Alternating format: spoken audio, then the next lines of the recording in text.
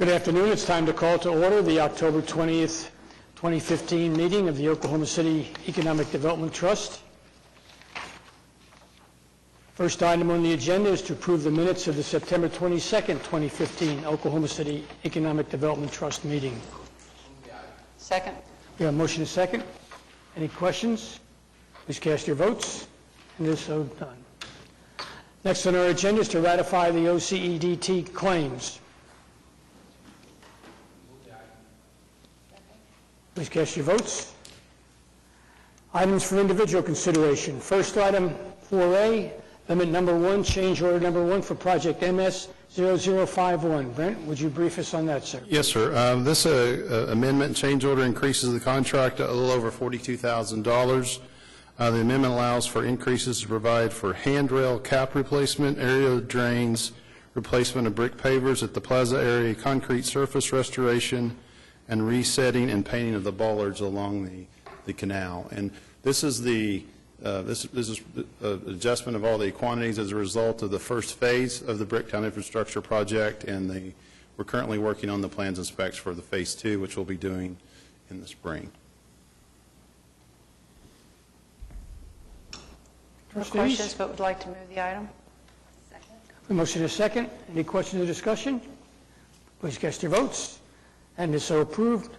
Amendment number 3, to contract for engineering services, project PC 0395, project 180, package 7. Yes, sir. This is a engineering fee increase of over $114,000. It's increased due to separation of work between, originally there was just going to be a package 7, now there's a 7A and a 7B, and this is for additional work that will be required from the engineering company.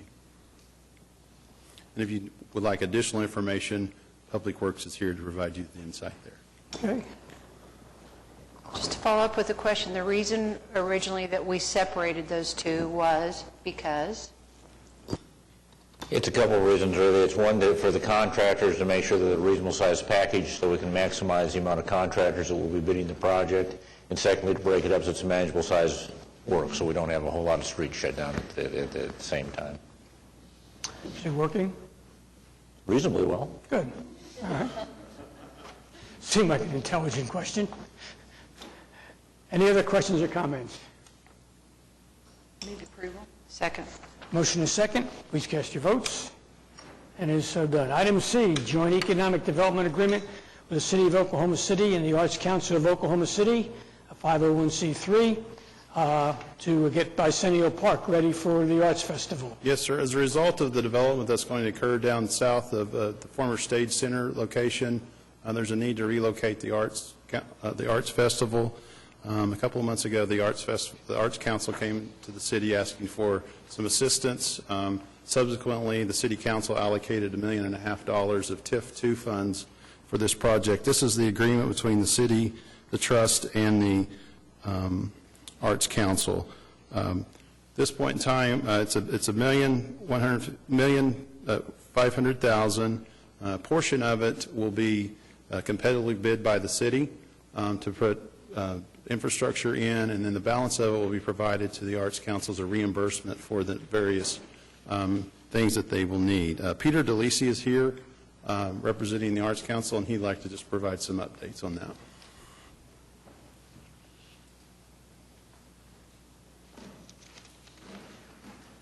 Good afternoon. Good afternoon, sir. I just thought you might enjoy seeing the map. I think you've got the map in front of you. Let's see if I've got my cursor. There it is.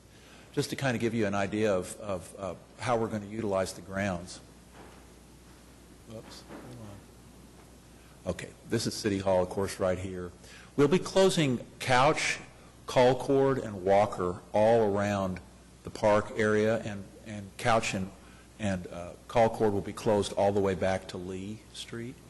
The artist tents, which formerly, you remember, were on Hudson Street, they were 2 rows of tents. They went all the way from Sheridan down to Reno.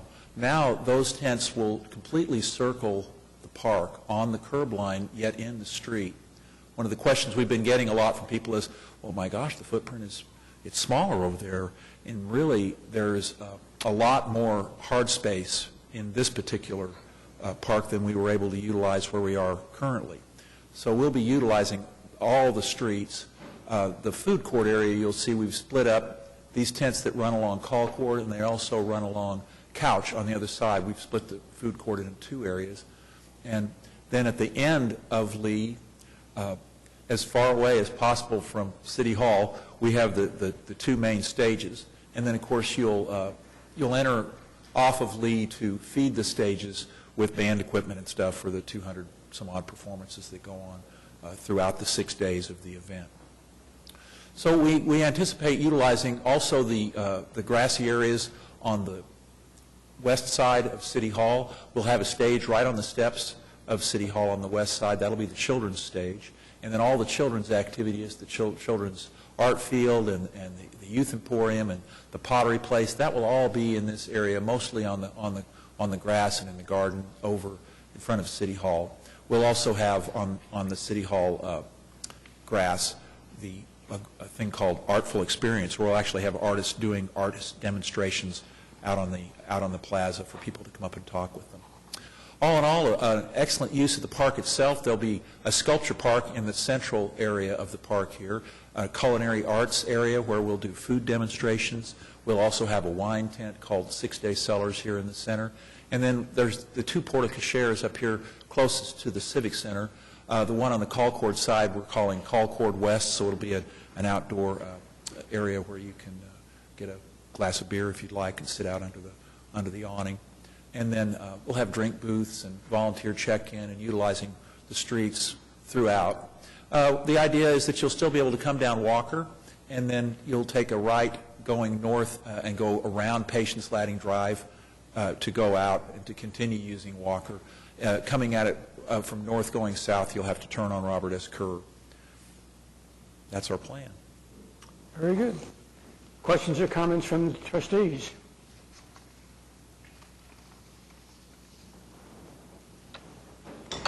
Two questions, Peter. Because the food tents are being split up and they're used to being kind of in a semicircle, will you have wayfinding signage that will basically say more food tents across the way? That's question one. And question two, would you mind addressing the parking issues relative to the festival? Well, question one, yes, there'll be wayfinding signage throughout.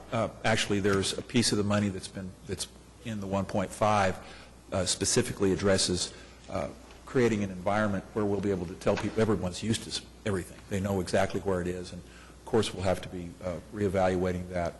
We're looking at signage. We're also looking at the possibilities of having a wayfinding site application that will be on our website, but it'll also be in a handheld brochure that'll be available on the grounds. But yes, there'll be signage throughout the grounds because everything is going to be totally new. As far as the parking goes, very fortunate to be working with the city in a variety of different departments, and I met with Major Hill, the police department, about 3 weeks ago. He really helped me tremendously because, I was thinking, well, rather naively actually, that, there's all these new parking structures and everything, but during the day, they're mostly reserved. And so we will have some issues with parking. Our plan right now is to go ahead and utilize the lots that we've used for festival, where the Bob Howard lots used to be on the south side of the Myriad Gardens. And we're going to be contracting with some sort of a shuttle service that will run a shuttle every 15 minutes from those parking lots south of the Myriad Gardens, right down Walker, dropping off right there at Walker and Colcord, going around Patience Landing Drive, dropping off again at Couch and Walker, and then going a loop straight back up to either pick up or drop off. I'm hoping to have 4 shuttles so I can run a shuttle every 15 minutes. The jury's still out on what that's going to cost us, but I think we're going to be able to find some people out there that will be interested in doing an in-kind donation for part of the funds. I've got a few irons in the fire with that. I probably shouldn't talk about that just yet until we find out where we're at. But yes, a lot further along on parking than we were earlier because we're recognizing it as a problem and really being proactive about dealing with it at this point. Thank you, sir. Second. Motion second. Any further discussion? Thank you for coming down and presenting. Good luck to you. Thank you, sir. Cast your votes, and it is approved. Mr. Chairman, if you would, as a trust member and a member of the Arts Council, if you'll please show one abstention for myself. You don't show that way.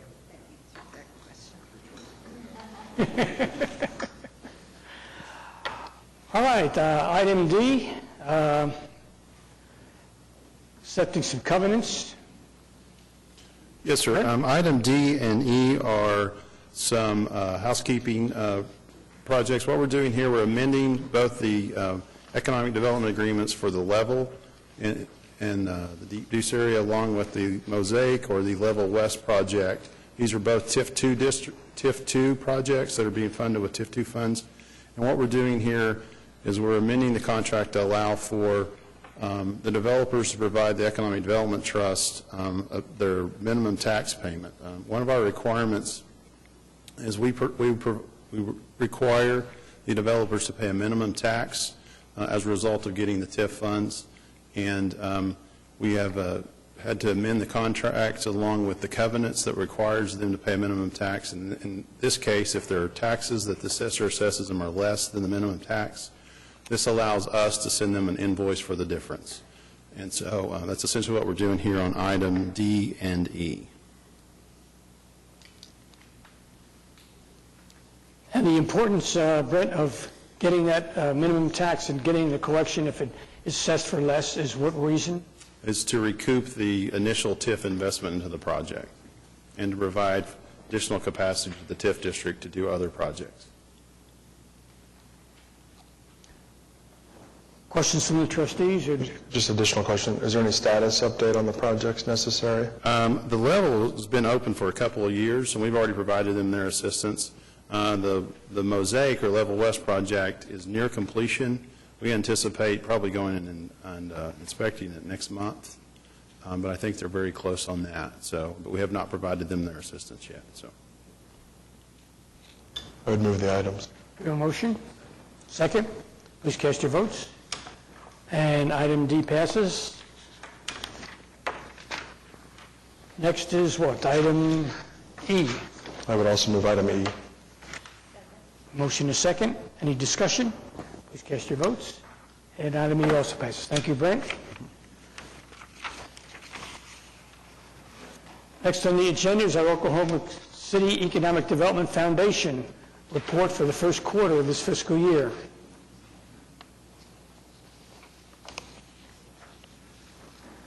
Good afternoon. Good to be with you again. Kurt Foreman from the Chamber and the Economic Development Foundation. The quarters seem to come fast, but there's always good news and good things going on. Just a few highlights. You've got your report. A few things. If you think back, it seems like it was a long time ago, but we did our big groundbreaking on the new building with Boeing during this past quarter. So all that hard work that went into working with Boeing over a good period of time came to fruition with the beginning of the construction of their research center out by Tinker and the great celebration we had out there with them. On the retail front, some good things have happened in the past quarter. H&M opened at Quail Springs, which a lot of people have been pleased with, and the opening, there's actually a video. I'll try to send you all the YouTube link. There was a video of their opening. Pretty amazing, the number of people who were waiting in line. I've not been yet, but I'm not their target audience. So, but they've done extremely well out at Quail Springs. Cabela's obviously out there in Chisholm Creek done well. And then a company you've probably not heard of, but you may have had their product before. If you've ever had a Hunt Brothers pizza from a convenience store when you're on the run somewhere, they've now opened a distribution center in the southeast part of the city off of, I believe it's Eastern and 44th. And built a beautiful building, have really dressed up that part of the city. They put in sidewalks, extended the sewer, did all sorts of great things that will allow the other parcels around it to do good things. They're out of Nashville. They are serving almost all of Oklahoma from Oklahoma City and have trucks coming in and out. And it's a great addition to that part of town. And we'll continue to hopefully make some things happen. On the entrepreneurial front, we are helping to support a group called 1 Million Cups. You may have or may have not heard of it. 1 Million Cups is something that the Ewan Kaufman Foundation has started around the country. There's sort of chapters or clubs of entrepreneurs who get together, and each meeting, 2 people present, or 2 companies present what they're working on, and the rest of the group takes 20 minutes of questions. And the idea is to create fermentation and atoms colliding, if you will, among the entrepreneurial community. And people from other chapters, there's a chapter in Tulsa and other places, can come in and pitch too, and our companies, if they've pitched here, can also go to other places. So the idea is you serve coffee and people come together for an hour, and it's a great way for that entrepreneurial community to have a weekly place to gather, and we've been supporting that effort, and it's off to a good start. The Innovation District got into its next phase. The Innovation District, as you know, is that part of District 7 and District 6. Part of it's in Automobile Alley, to encourage working with Brookings Institution and the Alliance and a whole bunch of other in the city on an effort to create more activity and also figure out what the next phases of things that can leverage all those assets, whether it's GE or OU or the Dean McGee Center and all those different things over there, into a next generation engine for our economy here in the area. And then just a sort of a looking forward, we've been getting ready to host a conference here next week of the State Science and Technology Institute. One of our metrics internally for our staff is that we try to recruit conferences that are economic development oriented or target the kinds of people we want to see Oklahoma City. And they're going to be here starting next week for 3 days. State Science and Technology Institute, it sounds like a group of government agencies. It's actually not. It's a group of folks interested in tech-led development, technology-related things, everything from early stage to major federal labs. All of them will have, and universities and all, will all be here for 3 days next week. This is the second time they've had their national conference here. They were here 9 years ago, so they're going to see a lot of changes. The mayor and some of our entrepreneurs are doing a session during the conference, and it will be a great chance to show off to a key group who will go home and say good things about Oklahoma City, as they always do here next week. As far as the stats go, we are on track on all the sort of the stats that we track for you all. We do both calendar year and fiscal year for you or with you. And we are starting to see some quietness in the job counts that are being added, but we're engaging as many or more existing companies during the past quarter, having good conversations with them. It's interesting to think back over the last 3 or 4 years. Many of these companies, small and medium-sized particularly, have consistently added and added and added, and in some cases they're now taking the time to digest that growth and poise themselves for the next phase. Not everyone is being colored by the brush of some of the energy changes that have been happening. We are seeing, on the attraction standpoint, a lot of interest in the market right now. We've had several companies in town. We're in the finalist stages on 3 projects that are exciting, that are not energy related, so it's a part of that continued diversification effort. And so we're encouraged by the activity. But as you would expect, there is some slowness, but we don't believe that that is something that we should be overly concerned with. I think some of it's people taking a pause, but our numbers on every front are in good stead. Might be more interesting to answer any questions you all have, if you have any about any aspect of our work right now. Questions from the trustees? Yes, ma'am. Sorry, I'm firing questions. Have we heard from Projection? That they made a presentation to the trust at their last meeting? They have not made their final decision. They are nearing the end of their process. So their consultant wanted to have tentative agreements with all the communities in place for them to make their final decision. So that's one of the ones we're waiting on. Good question. Any others? Any other questions or comments? Thank you, Kurt. Thank you very much. Can I have a motion to receive the report? A motion? I actually forgot to introduce someone I brought with me. We have a new staff member on our recruiting staff, Jeff Seymour, a native of Ponca City. We brought him back from Kansas. He had gone up to Kansas for a while, and we lassoed him and brought him back. He is an OSU Cowboy as well, so For those of you who like orange, he is one of your kind. But we're glad to have him back, and he and his wife will be making their home here in the area. And he's one of our recruiters, so he'll be out telling the story and helping make things happen. I would mention the purple K-State tie, but as a K-State graduate, it's been a tough week. The chairman is going to exercise great discretion and not comment on the football scene at this point. Do we have a motion to receive? Second. Do we have a second? Any discussion? Please cast your votes. And it is so received. Next up, general manager reports. Actually, item G, sir, there's the... The meeting schedule, yes. You have before you the meeting schedule. Brent will give you the overview of this and why the logic is what it is. This is typically what we've done this past year, or this current year that we're in. We're meeting the fourth Tuesday between January and August. And then in September, October, and November, we will go to every third Tuesday and then a second Tuesday in December. And a lot of it has to do with coordinating with the other trusts that the city has, primarily the Water Utility Trust. And so we're essentially, this is our schedule. And again, we try to minimize it to one in deference to your time. So.